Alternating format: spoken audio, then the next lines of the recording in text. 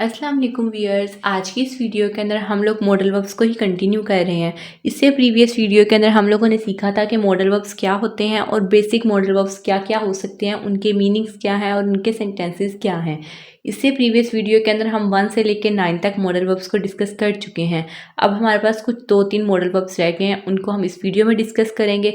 इसके अलावा हम लोग इसमें कुछ रूल्स पढ़ेंगे कि कौन कौन से रूल्स हैं जिनको फॉलो करते हुए हम अपने मॉडल वर्ब्स को इस्तेमाल कर सकते हैं। इसके अलावा हम इम्पोर्टेंट रूल्स पढ़ेंगे जिसके अंदर हमें पता चलेगा कि किस तरह हम लोग जो हैं मिस्टेक्स करते हैं मॉडल वर्ब्स को राइट करते हुए, और क्या क्या मिस्टेक्स हमने पेपर में राइट नहीं करनी। तो सबसे पहले हम लोग कल से ही कंटिन्यू कर लेते हैं जहाँ पर हमने कल से छोड़ा था। कल हमारे यहाँ तक 9 हो चुके थे मॉडल वर्ब्स। अब हम लोगों ने नेक्स्ट मॉडल वर्ब पढ़ना है, वो होता है 10 मॉडल वर्ब आपके पास है, मे एंड माइट। ये पहले भी रिपीट हो चुका है, लेकिन अगर इकट्ठा आ जाए तो मे एंड माइट की फॉर्म में आता है। मे जो होता है किसी से इजाजत लेने के लिए इस्तेमाल किया जाता है, इसी तरह जो माइट होता है वो भी किसी से परमिशन आस्क करने के लिए। तो जहां भी मे आ जाए, माइट आ जाए, ये एज अ पॉसिबिलिटी के लिए। पॉसिबिलिटी का मतलब होता है इम्कान, किसी चीज को करने का इम्कान होना, उसके लिए माइट या फिर मे का इस्तेमाल हो सकता है। जिस तरह इट मे रेन, हो सकता है कि कल बारिश हो जाए, तो इस तरह से यहाँ पर मे जो होता है, मे आ जाए, माइट आ जाए, पॉसिबिलिटी के लिए भी यूज होता है और परमिशन के लिए भी यूज किया जा सकता है। तो अगर आप यहाँ पे एग्जाम्पल की बात करें तो यहाँ पे लिखा हुआ है इट मे स्नो टुमारो, हो सकता है कि कल स्नो पड़े। तो यहाँ पर ये एज अ पॉसिबिलिटी, इम्कान के बारे में बताया जा रहा है। नेक्स्ट अगर हम बात करें, नेक्स्ट गिवन है ओट टू। ओट टू यूज होता है मॉरल ड्यूटी के लिए या एडवाइस के लिए। मोस्टली जो ओट टू होता है ना, किसी को अच्छी बात नसीहत करने के लिए इस्तेमाल किया जाता है। मॉरल ड्यूटी का मतलब यही होता है कि किसी को उसकी जिम्मेदारी का एहसास दिलाने के लिए, किसी को उसकी रिस्पॉन्सिबिलिटी का बताने के लिए ओट टू का इस्तेमाल किया जाता है। इसके अलावा किसी को एडवाइस करने के लिए, किसी को कोई काम करने की नसीहत करने के लिए भी हम ओट टू का इस्तेमाल करते हैं। किसी का आपने कोई चीज एडवाइस करनी है, नसीहत करनी है, तो वहां पर आप ओट टू का इस्तेमाल करेंगे।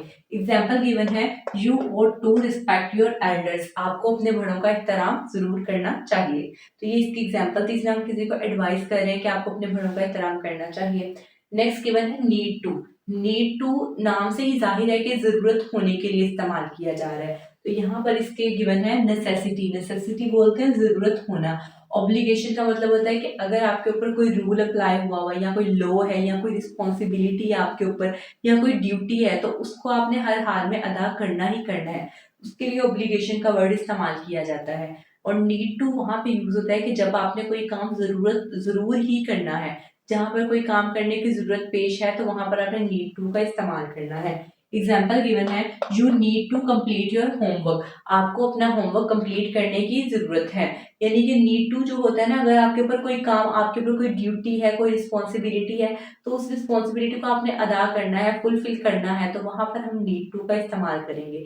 एग्जाम्पल में गिवन था, you need to complete your homework, आपको अपना होमवर्क मुकम्मल करने की जरूरत है। लास्ट हमारे पास मॉडल वर्ब गिवन है डेयर।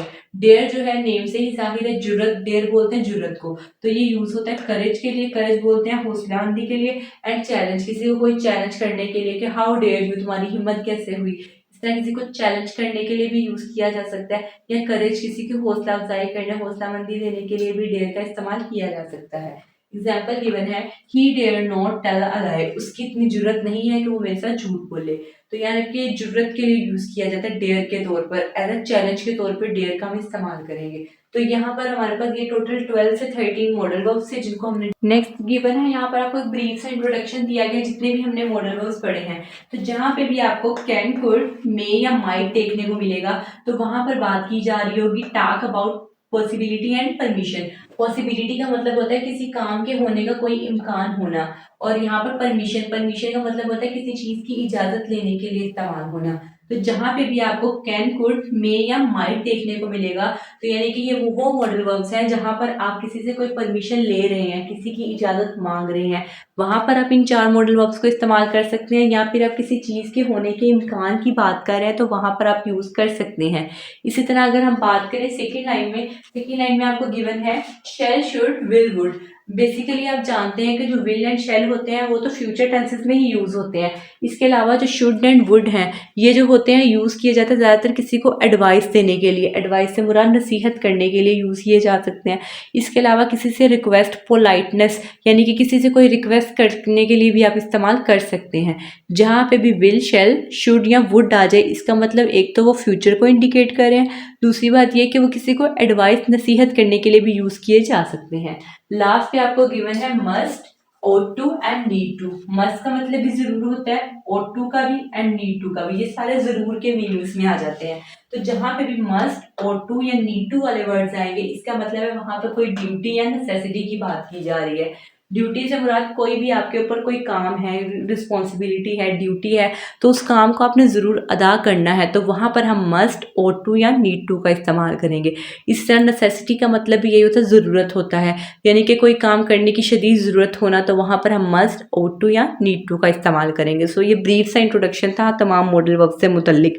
अब हम पढ़ लेते हैं कुछ इंपॉर्टेंट रूल्स। इन रूल्स को हमने फॉलो करना है, यानी कि ये वो कॉमन मिस्टेक्स है जो हम अक्सर औकात कर देते हैं, तो इन मिस्टेक्स को हमने अवॉइड करना है, तभी हमारे मॉडल वर्ब्स की एग्जांपल्स या जो भी एमसीक्यूज में अगर आ जाते हैं या कहीं पे अगर पेपर में पूछ लिए जाते हैं तो मॉडल वर्ब से, ताकि हमारा कॉन्सेप्ट जो है हर तरीके से क्लियर हो सके। अब वो हम इंपॉर्टेंट रूल्स पढ़ लेते हैं। नेक्स्ट हमारे पास गिवन है इंपॉर्टेंट रूल्स। ये वो इंपॉर्टेंट रूल्स हैं जिनके अंदर हम उन तमाम मिस्टेक्स के बारे में डिस्कस करेंगे जो अक्सर औकात हम कर देते हैं। उन मिस्टेक्स को हमने अवॉइड करना है, तभी हमारे मॉडल वर्ब जो है एग्जैक्टली करेक्ट हो सकेंगे। तो यहाँ पर 4 रूल्स बताए गए हैं। इन 4 रूल्स के अंदर ये भी बताया गया है साथ साथ कि कौन कौन सी चीज़ें हैं जिनको हम लोगों ने अपने मॉडल वर्ब्स में इस्तेमाल नहीं करना। फर्स्ट पॉइंट में गिवन है model plus base form of verb. इस बात का मतलब ये है कि जब भी आपने मॉडल वर्ब लगाना है, उसके साथ आपने कोई भी बेस फॉर्म नहीं लगानी, ना ही कोई टू वाला वर्ड लगाना है, ना कोई आईएनजी फॉर्म लगानी है, ना कोई फर्स्ट फॉर्म लगानी है, यानी कुछ भी एक्स्ट्रा वर्ड्स आपने वहां पर ऐड नहीं करने। ना टू लगाना है, ना कोई आईएनजी फॉर्म लगानी है, ना ईडी वगैरह, इस तरह के कोई भी वर्ड्स हम यहाँ पे यूज नहीं करेंगे।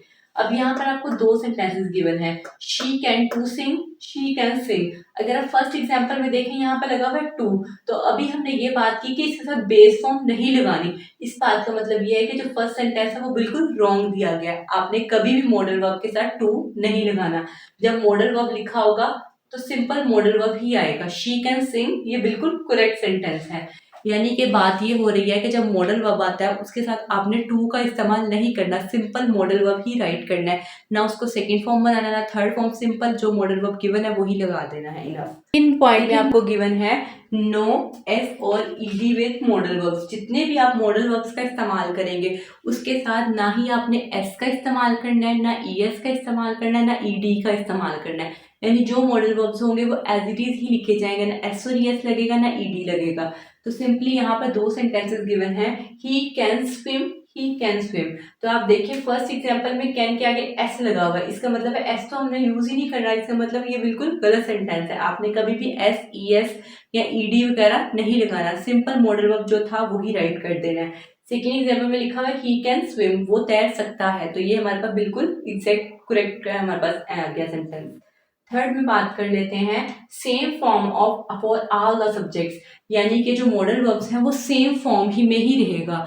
यानी कि आपको पता है ना, जिस तरह हम लोग पहले बात करते हैं, जिस तरह डू डज डिड की हमने बात की, वाजवर की बात की, इज एम आर की बात की, तो वहाँ पर कुछ स्पेसिफिक रूल्स बताए गए थे कि जो इज होता है वो ही शी इट के साथ यूज होता है, आई के साथ सिर्फ एम यूज हो सकता है, इसके अलावा जो हमारे पास वो यू दे होते हैं उनके साथ आर यूज होता है। तो यहाँ पर कोई भी स्पेसिफिकेशन नहीं गिवन, जो मॉडल वर्ब है वो तमाम के तमाम प्रोनाउंस के साथ लग जाएगा, चाहे वो प्रोनाउन ही है, she, it, I, we, you, they, singular noun है, प्लूरल नाउन है, जो मर्जी है वो modal verb as it is ही लगेगा। इसके अंदर कोई भी हमें स्पेसिफिकेशन गिवन नहीं होगी। तो यहाँ पर 3 एग्जाम्पल्स गिवन है कि आई कैन गो, मैं जा सकता हूँ, ही कैन गो, वो जा सकता है, दे कैन गो, वो जा सकते हैं। यानी कि डिफरेंट प्रोनाउंस के साथ उन्होंने शो किया, यहाँ पे दे के साथ, यहाँ पे ही के साथ, और यहाँ पर आई के साथ उन्होंने शो करके दिखाया कि जो हमारा मॉडल वर्ब है वो सेम ही रहा है।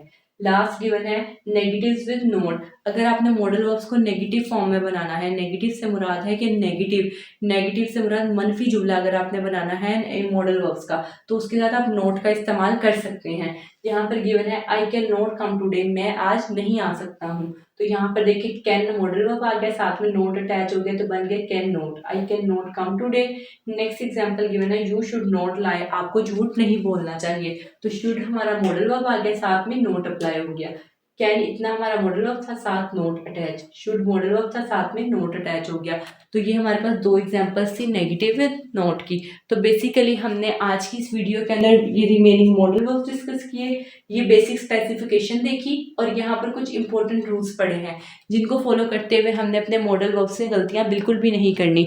ये वो कॉमन मिस्टेक्स होती हैं जो बच्चे याद नहीं रखते, तो आपने अच्छी तरीके से याद रखना है कि कभी भी मॉडल वर्ब के साथ टू नहीं लगाना, एस नहीं लगाना, ईडी नहीं लगाना। जो मॉडल वर्ब गिवन है वो एज इट इज़ ही लिखा जाएगा, कोई एस ई एस ईडी वगैरह नहीं लगेगा। और जो जितने भी मॉडल वर्ब्स होंगे वो तमाम के तमाम प्रोनाउंस के साथ इजीली यूज़ हो सकते हैं। इनके नेगेटिव भी बन सकते हैं, इनके इंट्रोक्टिव भी बन सकते हैं, बस वो आपने एज इट इज़ राइट करना है, उनमें चेंजिंग नहीं करनी।